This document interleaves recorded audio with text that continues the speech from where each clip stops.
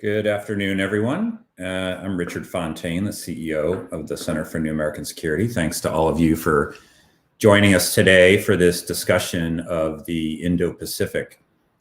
Since our founding in 2007, CNAS has always been focused on developments in and policy toward Asia in all of its forms. We've been convinced that the region is the cockpit of economic dynamism and geopolitical competition, and that the United States should develop new and creative approaches to it.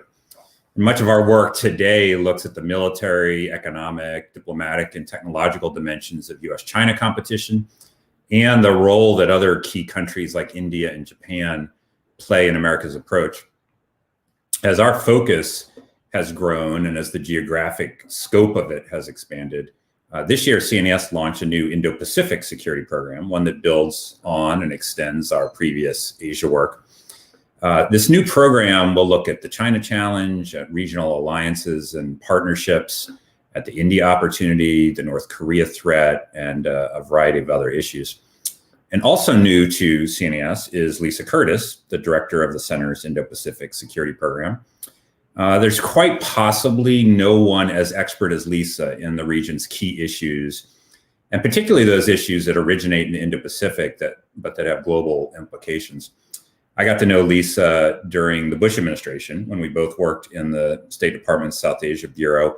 Lisa was a senior advisor to the Assistant Secretary, and I was working on India in a, shall we say, less exalted capacity in the Bureau. But it was clear to everybody then that Lisa was a key South Asia policymaker and would remain so. And of course, she did.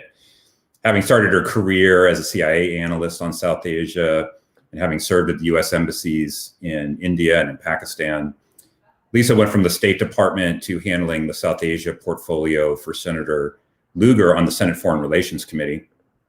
And after a decade at the Heritage Foundation, she served as Deputy Assistant to the President and NSC Senior Director for South and Central Asia under 3 successive national security advisors, and departed her government position last month. So we are just delighted that she's with us at CNAS and is directing our South Asia work and our Indo-Pacific program overall.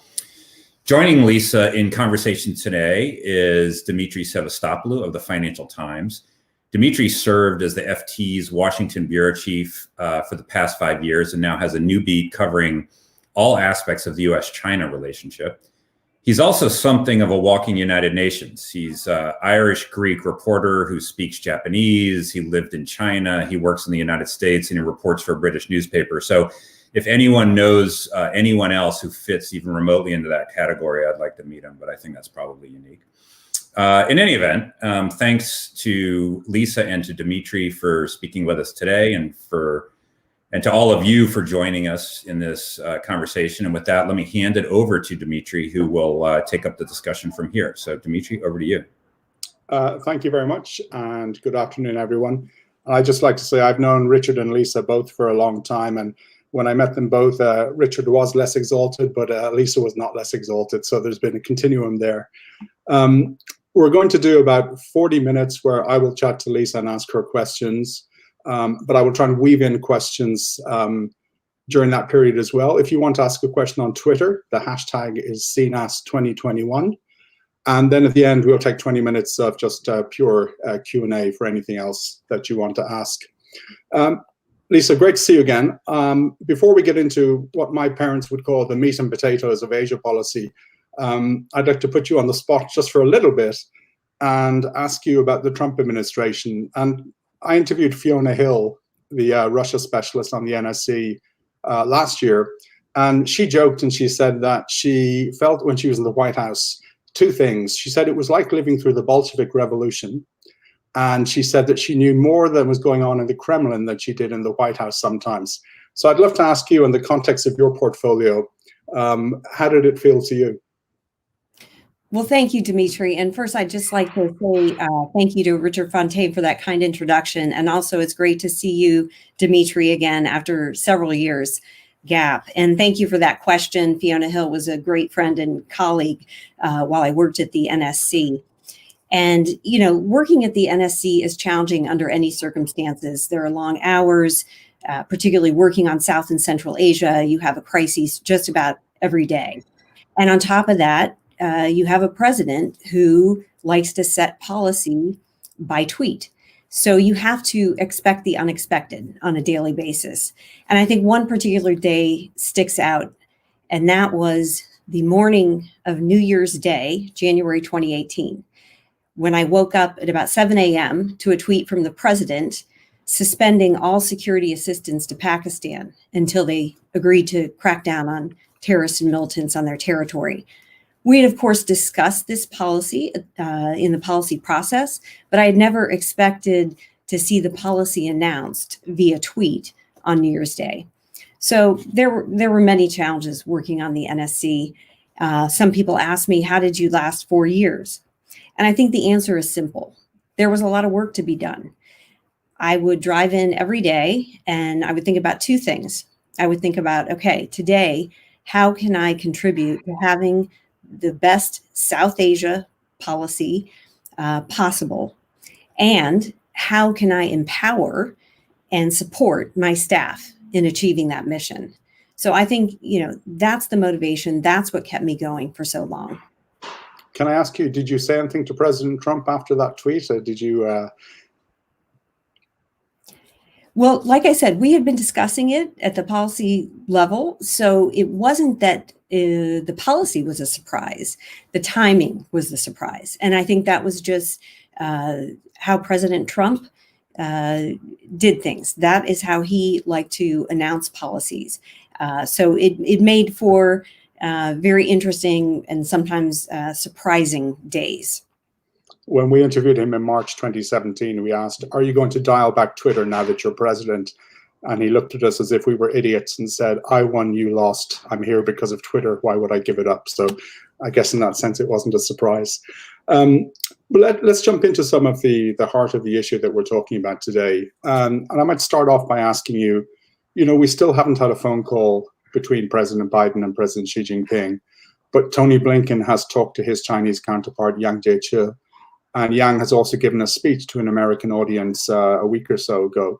What's your impression so far of the early tone of the Biden administration approach towards China? And what have you seen in the last almost 3 weeks now that will give an indication of which way you think the administration is going to approach the issue? Well, I think what we have seen so far from the Biden administration is that they also are going to approach China in a competitive spirit, that they see competition with China as sort of the defining foreign policy issue moving forward. So I think the previous administration had made a major pivot, if you will, on China and with the Indo-Pacific strategy. And you could see that in the declassified Indo-Pacific Strategic Framework, which was published last month. Mm-hmm. And, one aspect, I think, of that strategy was the elevation of the Quad as a major priority for the Indo-Pacific strategy, the Quad being cooperation between the U.S., India, Australia, and Japan. And I hope that the Biden team will continue the progress that was made in elevating the Quad and continue that momentum. And I think we're seeing that. And in fact, we're already hearing that there may be a Quad summit, the first ever Quad summit between the four leaders. So I think that's encouraging. Certainly, I think we'll see some refining to the approach, defined from the Trump administration. And I think you'll see probably an approach that emphasizes democracy promotion, looking more at promoting democracy in the different countries of the Indo-Pacific, pushing back on China's, exporting authoritarian ideologies, whether it be through technologies or other ways. What I would say is I think you'll see the same strategic assumptions made by the Biden team that you saw from the Trump administration, and in a broad brush, similar strategy, but different tactics and different emphases. And I think another major difference will be a focus on building alliances and partnerships, working with the European countries to deal with some of the China challenges. And also, like I said, hopefully continuing the momentum that was started with the Quad. Maybe if I can jump in and ask you a little bit to drill into the Indo-Pacific strategy a little bit more. I know it was declassified originally, but recently, but was from, I think, 2018, if I'm not mistaken. One of the things it talks about in there is the US enacting policies to help accelerate the rise of India. Could you talk a little bit about what happened in terms of how the Trump administration dealt with India, where you think the progress was made, what the focus should be on now for the Biden team in terms of India specifically, and where are the kind of the major challenges to incorporating India more fully into the Quad structure? Yeah, I think that there was a lot of progress made on the US-India relationship over the last several years, but in particular over the last year. Certainly, we saw an increase in the defense and security partnership. Defense sales to India have gone from nearly zero 15 years ago to around 20 billion now. And we have seen, across the board, relations improving. But I think what we saw over the last year is that during the COVID pandemic, we saw just how interdependent the US and Indian economies were. We saw the US dependence on Indian pharmaceuticals, back office operations. We, worked hard to ensure that even during India's lockdown, back office operations that support, financial operations, hospital administrative efforts here in the US remained open. So there was a lot of cooperation and coordination between our two countries in dealing with the COVID crisis. The second thing that happened in 2020 was the India-China border crisis. And China took up positions on several points along the line of actual control that divides India and China, and even moved into territory that India considered its own, sparking a major border crisis and even a confrontation in mid-June that led to the killing of 20 Indian soldiers and an unknown number of Chinese soldiers. And I think that motivated India to look to the US, and I think the US demonstrated that it was a reliable partner. We provided, information. We expedited essential military gear and equipment to India that it could use. So this contributed to really strengthening the US-India partnership, particularly in the last year.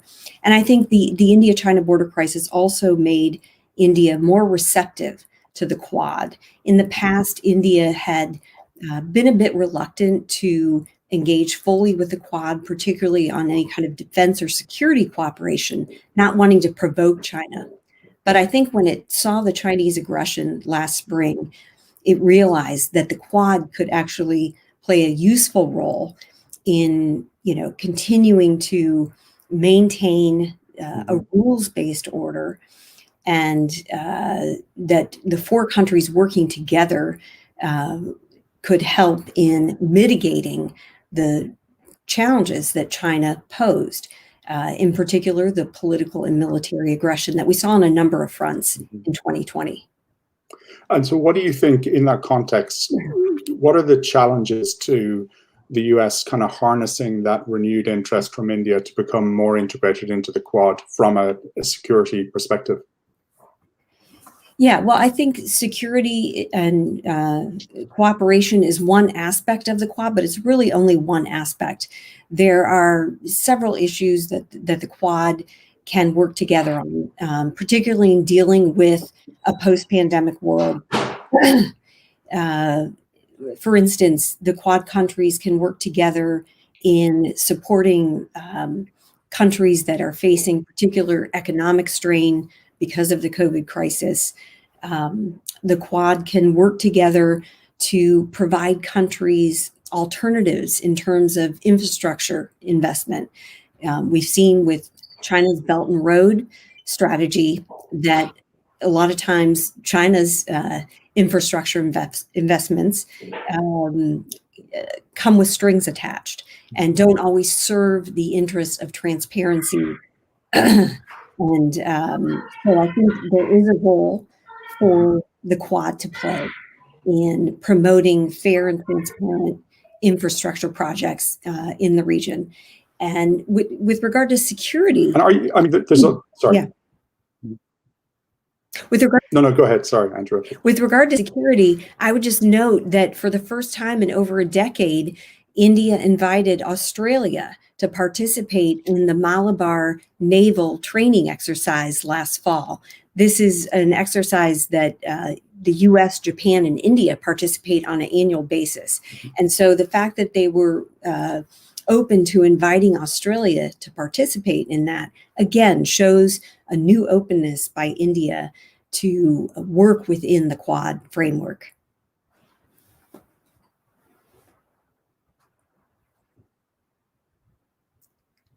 Demetri?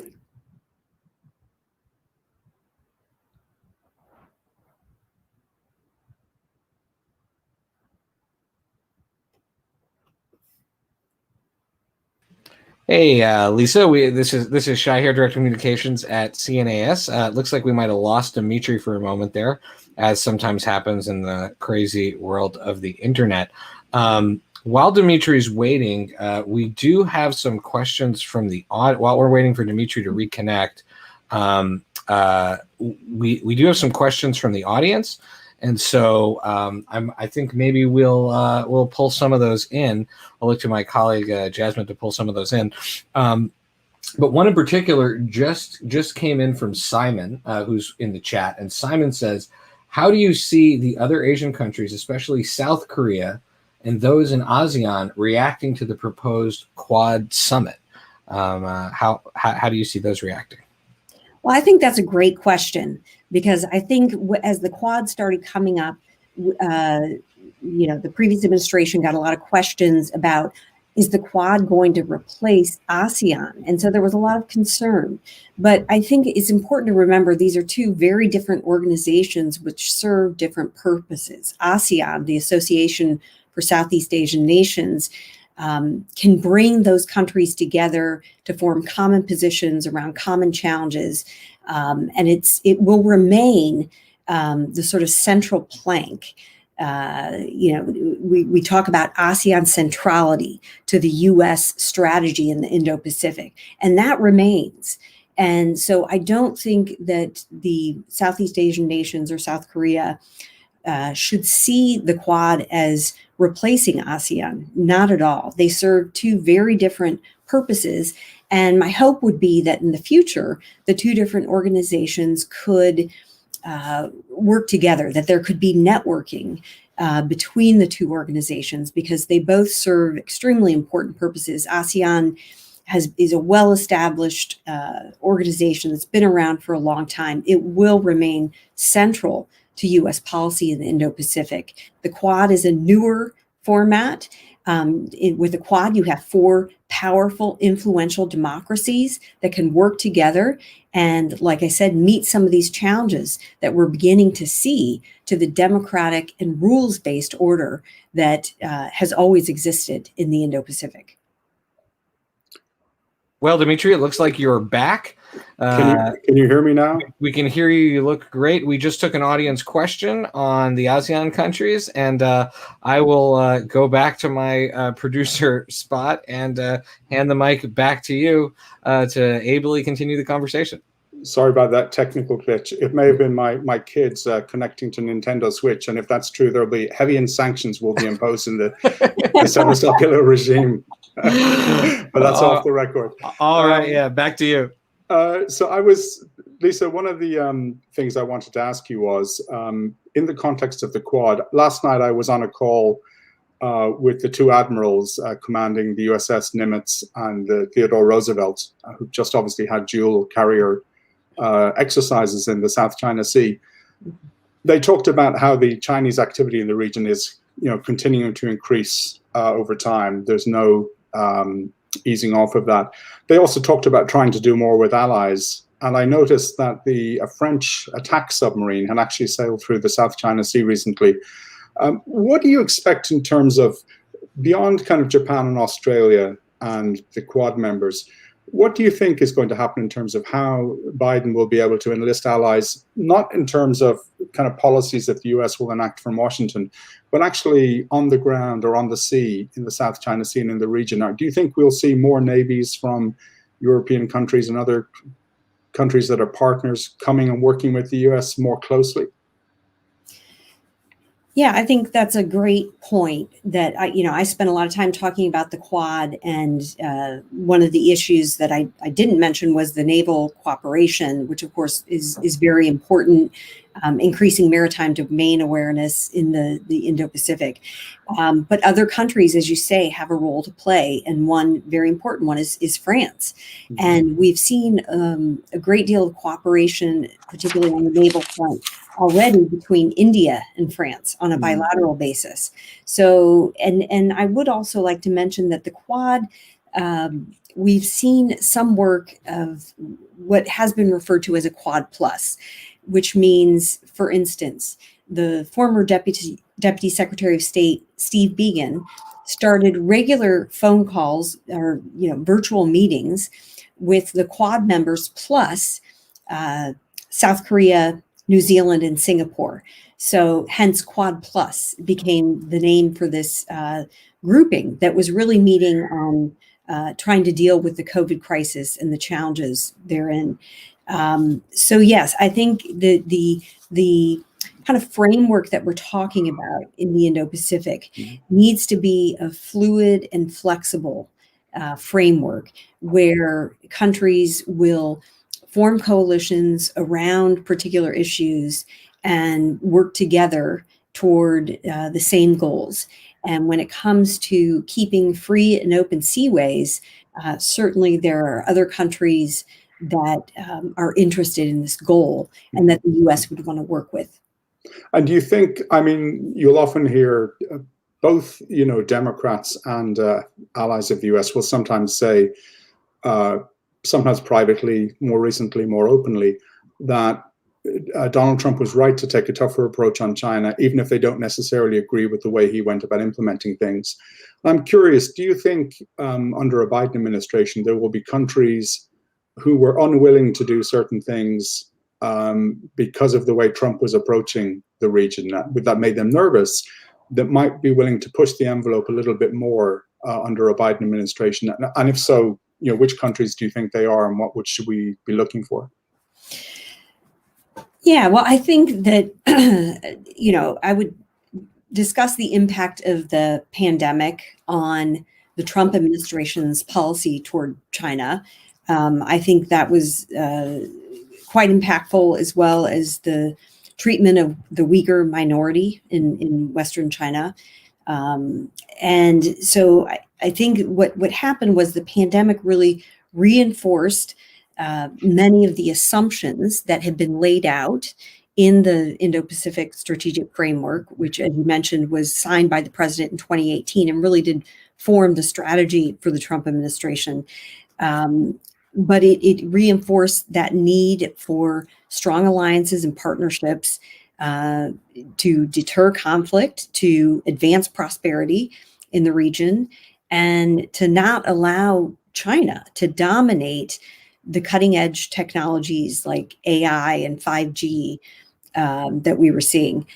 So I think that, central to the Indo-Pacific strategy as we are seeing it is that countries need alternatives. They need options beyond China and relying on China.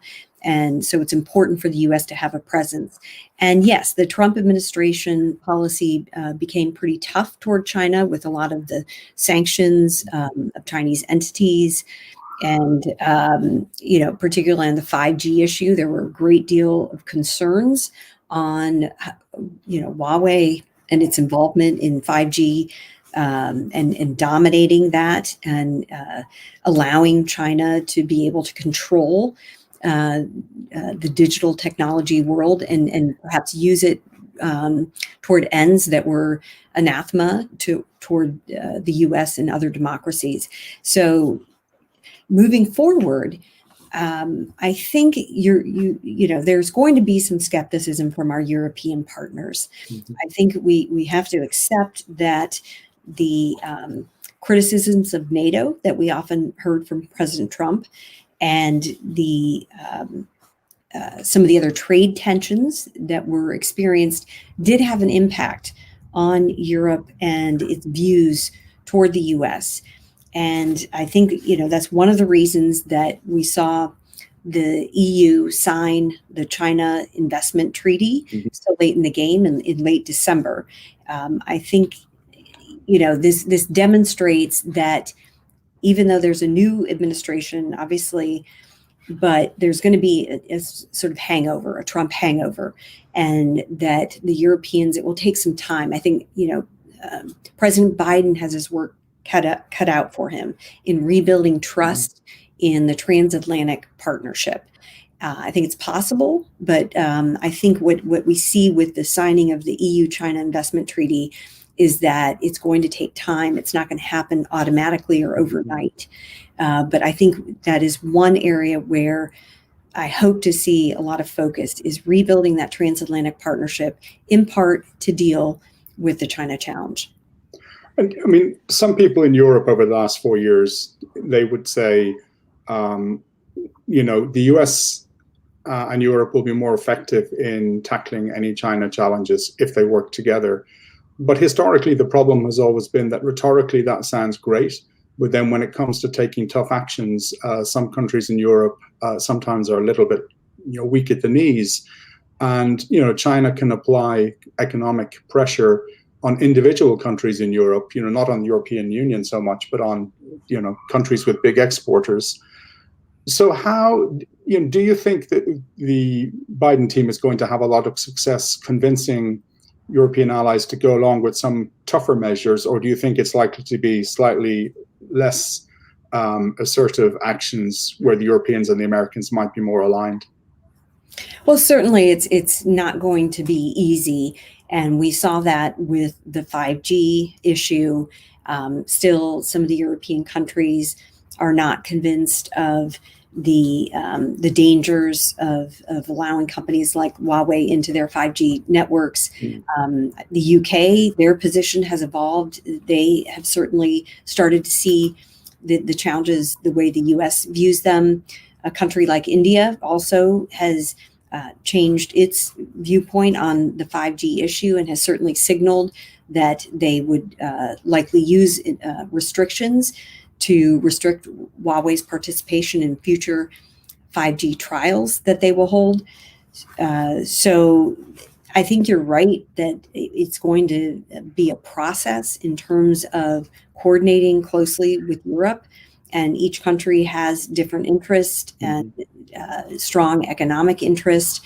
But really, I think it comes down to, do we want to continue to have free and open societies where democracy can prevail as the governing, the predominant governing systems, or are we going to not stand up for human rights and democracy and allow China to continue to assert, state-controlled economic policies, authoritarian governing systems?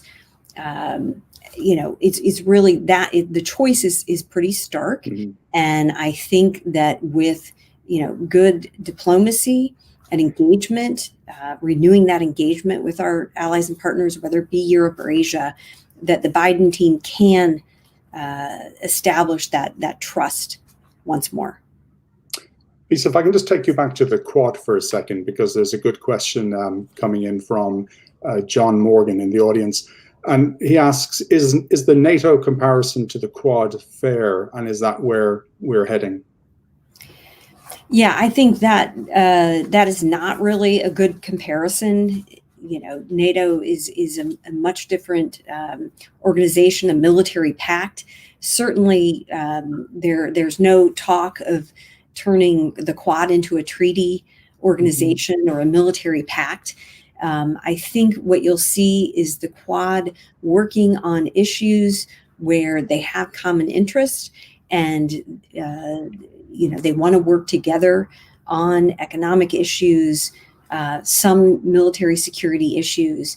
But I think we're a ways away from even thinking about sort of military pact between the Quad. I think certainly we have not seen any indications from India or the other countries as well to evolve it into that kind of treaty alliance. I just don't see that in the cards, particularly when it comes to India. India has traditionally valued its strategic autonomy, and they have never wanted to be part of any kind of military alliance, and they very much prize that strategic independence and autonomy. So I think it's not a good comparison. Okay. If I can bring you back a couple of weeks ago, Jake Sullivan, the new National Security Advisor, gave a talk, and he said, the US and the China are basically making the case around the world for two completely different models of government, and that China and its leaders are making that case in a more outspoken and aggressive way than they did in the past, whether it's Xi Jinping at Davos or other forums. The question I have is, increasingly, particularly countries in the region, have larger trade relationships with China than they do with the US. And if you look at the way China responds with economic pressure, even a country like Australia, where I don't think there's any chance that Canberra is going to separate itself from Washington, but you can see that Beijing is trying to punish it quite heavily recently over various spats that they're having. How do countries that are not as close to Washington, maybe partners, maybe allies, but who rely on China more than the US for certain parts of their economy, how are they going to balance their relations? And what can the US do to bring those countries a little bit closer to the model that the US is advocating for, but in a way that doesn't get those countries, quote unquote, in trouble with China? Yeah, I think the U.S. does need to adopt a positive agenda for engaging with the region. I think that, if it's just a sort of anti-China or, everything's about countering China, certainly that's not going to work. And the U.S., is not going to be able to have the kind of economic relations with every country in Southeast Asia or South Asia, for that matter. But what the U.S. can offer is, systems and investment that is transparent. Again, I come back to the Belt and Road Initiative and, how China carries that out in terms of, loans that often see countries getting over indebted, and you have behind the scenes corruption, a very non-transparent process. Whereas when U.S. companies come in to invest, they bring technical training, technology, they provide jobs to the local population. So the U.S. has a lot to offer these countries, and it may not be dollar for dollar what China is investing, but I think we have a great brand to sell, and I think we also should be leveraging our partnerships, and in areas where maybe we don't do a lot, we look to countries like Japan. Japan does infrastructure investments in a lot of these Southeast Asian countries. India is getting more economically engaged as well. So again, I think by working together, we can, multiply our efforts, and that's why it's absolutely essential that we work in partnership with other countries and don't try to carry this out alone. So in that context, one of the things that strikes me, and this is not specific to the Trump administration, but I think what we've seen over the last 4 years highlights this problem, which is to many countries in the world, and I say this as someone who's been here a long time, but I'm still an outsider here. You can hear the Irish accent.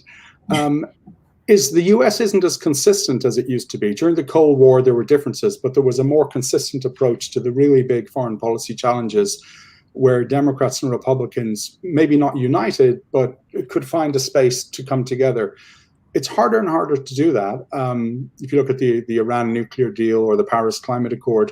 So for countries in the region who are looking at the US now and thinking, okay, Joe Biden's going to take one approach, Donald Trump took another approach, but, you know, President Nikki Haley or President, Lisa Curtis in 4 years' time is going to take a totally different approach.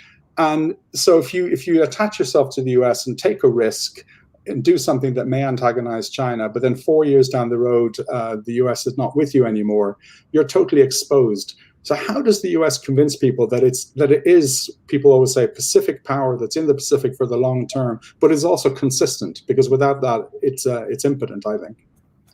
Well, I think you raise a good point. It's important for the U.S. to have consistent foreign policy, consistent national security policies. And I think, you know, this is one of the great things about CNAS. We're a bipartisan, independent think tank. We look at, you know, what are the best policies for U.S. national security, staying away from the politics.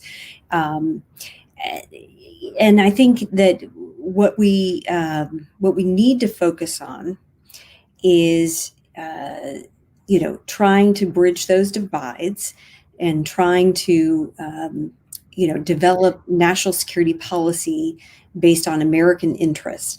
And it's going to be difficult. Our society is divided right now like it's never been in the past, or at least as bad as it's been in some facets. So I think it's a fair question. I think it's a challenge. But I do think that, you know, we do still offer something that other countries don't. And, you know, we still have a great deal of influence. We have a lot of resiliency in our country. And with, you know, some effort by the Biden administration to focus on rebuilding those alliances and partnerships, you know, reestablishing that we do value democracy throughout the world. We will use our resources and promote democratic institutions. You know, I think it will be possible to reestablish that credibility that perhaps has been dented by events here in particularly the last month or so.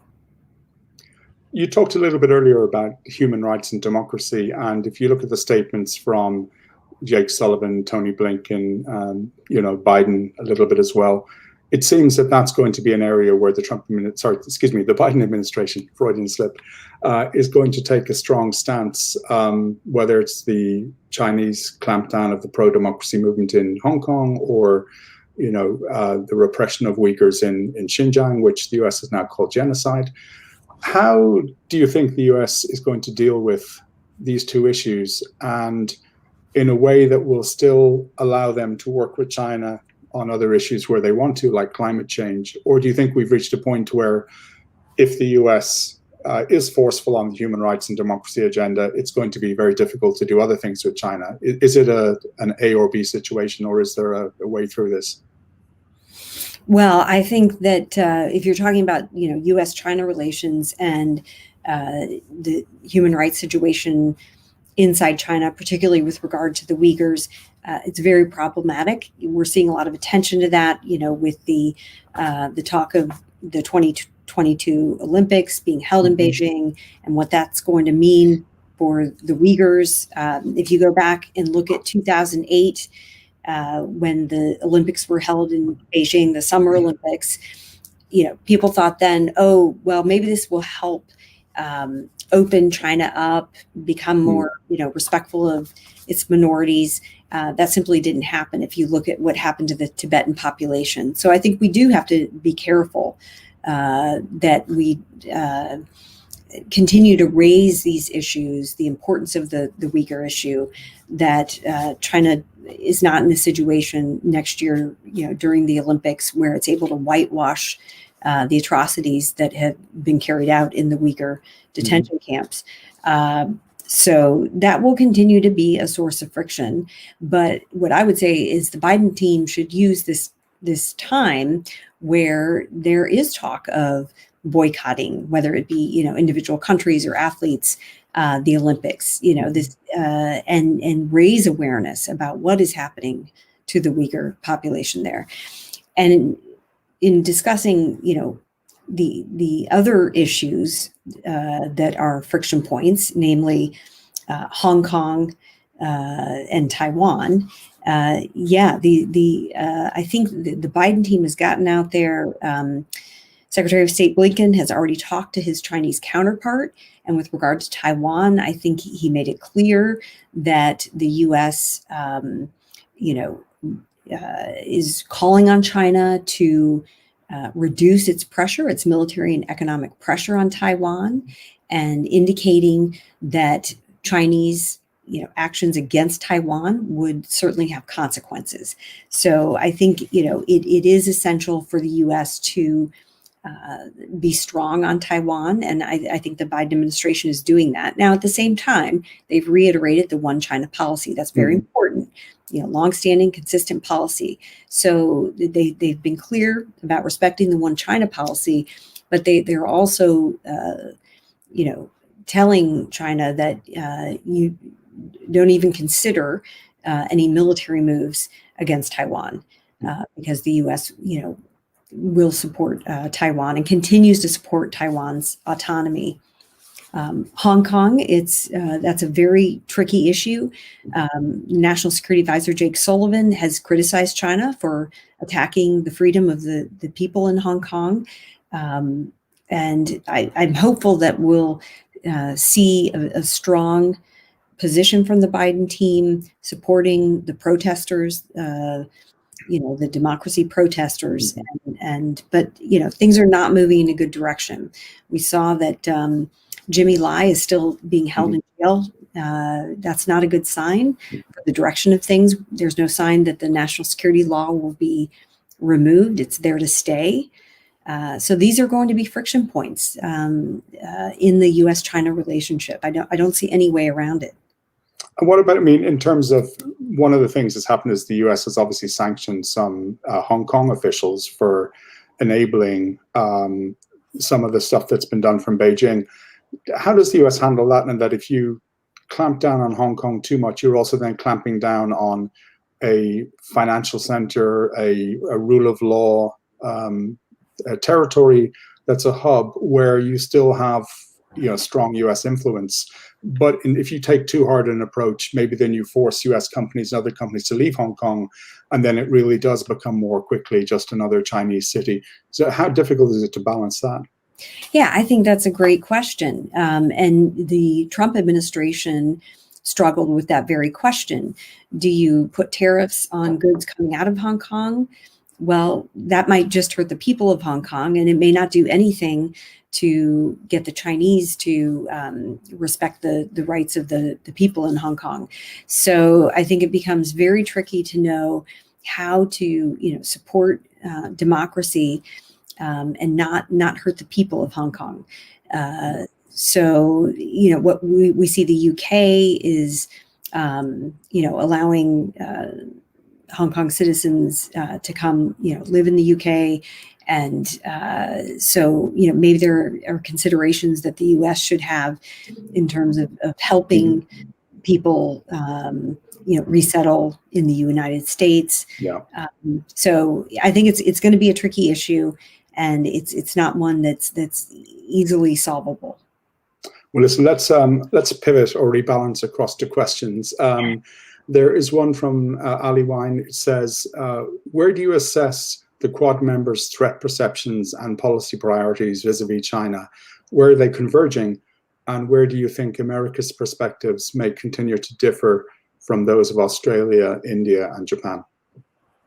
Well, you talked about Australia and just how intertwined its economy is with the Chinese economy.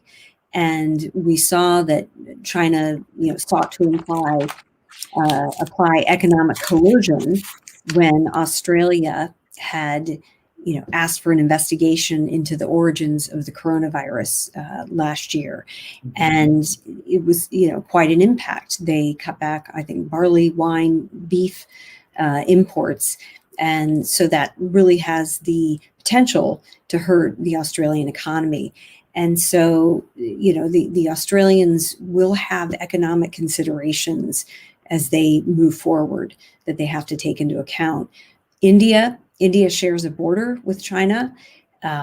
We talked about the India-China border crisis. China's still ahead of India militarily, in many ways, economically as well. So India did stand up to China and its border aggression, but at the same time, of course, they would like to see a de-escalation of tensions. Nobody's interested in war breaking out between India and China. So they will want to continue to try to encourage dialogue with the Chinese, even though they will be more skeptical of the Chinese moving forward. Clearly, this was a watershed moment in the relationship, but they will still favor trying to de-escalate the border tensions. So there will be differences among the Quad members. Japan also, its economy is intertwined with the Chinese economy, and they will have different considerations. They also are concerned about the 5G issue. They've demonstrated that. They will continue to want to see export controls on certain industries. But at the same time, they're not going to want to break their economic relationship with China. And they realize they still have those economic dependencies. So I think that the breakdown among the four countries comes when it to the economic question in the case of Australia and Japan, and more on the sort of military preparedness and vulnerability on the border question for India. On India. Well, listen, sticking with India for a second, we have a question from Tamaki, which is, in terms of providing an alternative to the China-centric order, what can India provide to the region and world within the Quad? Well, India has a major pharmaceutical market, which we all came to appreciate during the COVID crisis. India's got an emerging economy with a growing, digital economy. So India has a lot to offer in terms of its economy and what's happening, the growth, the market there. They also have, diplomatic influence with many different countries in the region. They have good relations with a variety of countries that they bring to bear. They do have growing military capabilities, and that's one area where the U.S.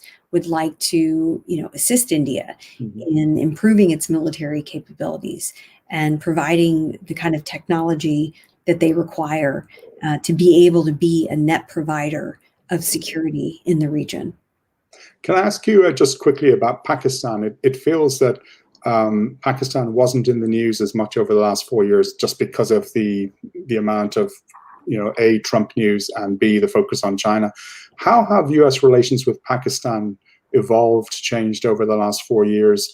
And how do you see Pakistan fitting in, again, to this wider view of how you deal with China? I noticed the story just before we started that Pakistan has asked China for debt relief for some of its power projects that Beijing had provided financing for. Yeah, well, if you're talking about the sort of U.S.-Pakistan bilateral relationship, obviously it's seen its ups and downs over the years. And it was a seminal moment when as I described earlier in the conversation, President Trump decided to suspend military assistance to Pakistan over its policies towards terrorism extremism. There had been a lot of concern that would just cause the U.S.-Pakistan relationship to completely blow up. It did not. We saw an improvement in the relationship in 2019 when Prime Minister Imran Khan paid a visit, and there was a lot of focus on economic cooperation. And we've also, Pakistan has provided assistance on the Afghan peace process, which is, was a priority of the previous administration. It sounds like will be a priority for this administration as well. So, that relationship, maybe has been out of the news over the last couple of years because things are improving, gradually improving, I would say.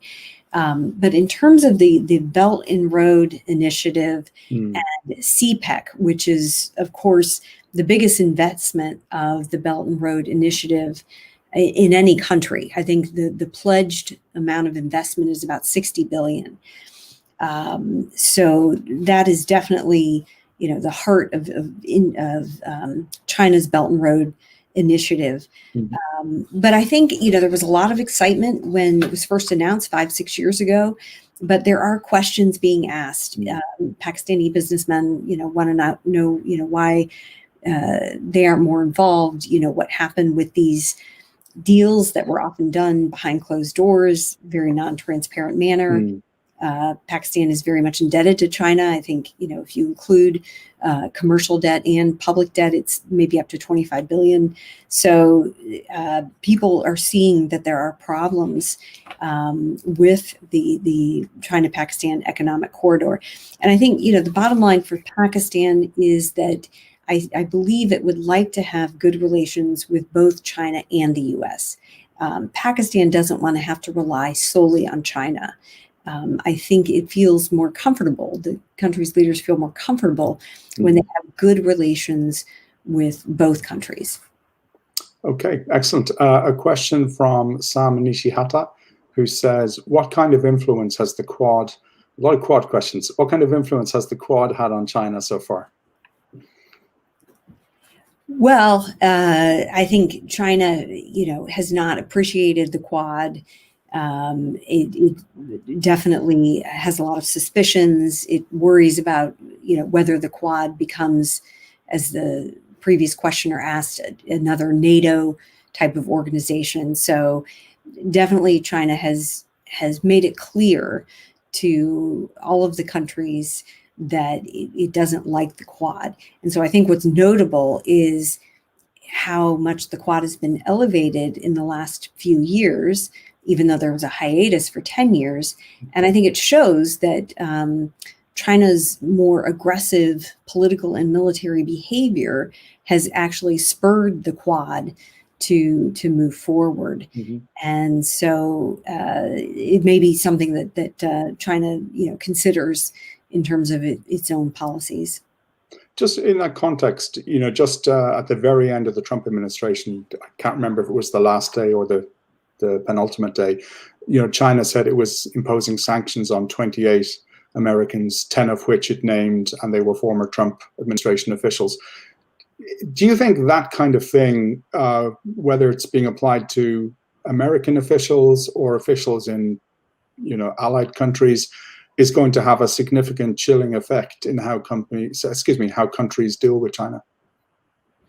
Well, I certainly hope it doesn't impact the way the U.S. Deals with China, because it's clearly an intimidation tactic, and it simply would be a tragedy if current U.S. officials calibrated their policies toward China out of fears of what was going to happen once they leave the U.S. administration. So I think that this is a tactic that the U.S. should not accept.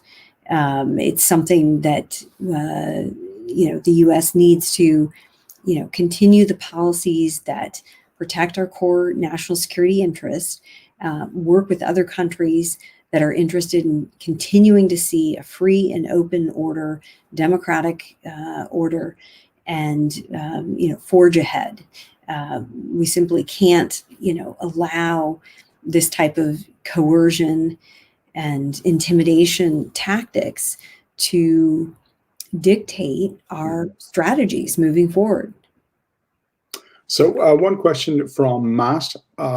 What has happened with the Blue Dot network that was supposed to act as an alternative to China? Is this something you expect will be pursued further as a means of rebuilding trust and providing economic alternatives? And maybe you could just remind people what the Blue Dot network is, and particularly me, who's been focused on American politics until January 20th and is not up to speed. Okay, the Blue Dot Network was an initiative by the Trump administration that came about, I think, 18 months ago or so. And it's an effort to bring countries together as sort of a clearinghouse for international infrastructure projects. If you're moving forward with an infrastructure project, it will sort of determine if, the terms of the lending and agreement are transparent and sort of acceptable within the norms of international economic behavior. So it really is, it's a good idea. I think that it would be wise if the Biden administration continues to build it out. But right now it's more of an idea, and it's something that needs to be fleshed out further. And so I do hope that the Biden administration will continue it. I think it's a great initiative, and it's something that will help as we're trying to counter the policies, not only on the infrastructure front. We've talked about Belt and Road Initiative, but we can also talk about the digital space and the digital Silk Road, as some people would call it. And this is an area where I think the Blue Dot Network could also help in making sure that digital projects are, up to certain standards and meet international norms. So yeah, I think it's a great initiative. And in that vein, I would just mention that the Development Finance Corporation have a critical role, because it could support U.S. companies and even now some foreign companies that share U.S. Goals of transparency and inclusiveness and openness, and be able to fund those projects and help fund and encourage private sector development in those areas. So I think that's a great way to move forward with that agenda through something like the Blue Dot Network. So while we were talking, I know that President Biden was speaking on Myanmar, Burma, so I'm not sure what he said, but how do you see, we've got a kind of a case study very early on in the Biden administration of how you deal with a country that is balancing or trying to balance its relations with the US and China, different parties in Myanmar, in different ways doing that. How should the US approach what's happened with Myanmar in the context of wanting to keep countries in the region as close to the US as it can? Right. Well, I think the military leadership in Burma, may have overplayed its hand. They may have miscalculated in what the kind of pushback would be from the international community. I think the US and the UN have been very vocal with their condemnations of what's happened. The US is determined it's a coup, which has implications for US assistance moving forward. There's talk of sanctions on industries like the garment industry, which could really impact the economy of Burma. So I think this is a test of the administration, its ability to stand up for human rights and democracy. And I think, this is really only the first test that we're likely to see in this nature. I think this challenge of how you press for a human rights democracy agenda and still not cede strategic space to China will be a challenge with Sri Lanka, with the Philippines, with many other nations. And I think the US has really relied on visa sanctions on individuals. And I think that we need more tools to be able to deal with these situations. And, I would make the separation between sanctioning individuals and, sanctioning industries and companies, because I think the sanctioning the individuals has a place, but it doesn't always have the intended effect. There needs to be other tools that are also applied. And I also think on the Burma issue is another area where the Quad should be working closely together. Australia, Japan, and India all have interest in Burma. They have, economic interests, but they also have strategic stakes in not seeing Burma become a satellite of China. So this is an issue where the U.S. should stand strong in support of democracy and human rights, but also should, rely and bring along its partners and allies to have an effective policy. So I'll be curious to see what President Biden just announced. So we're almost out of time, Lisa. Technically we are, but let me take 1 minute.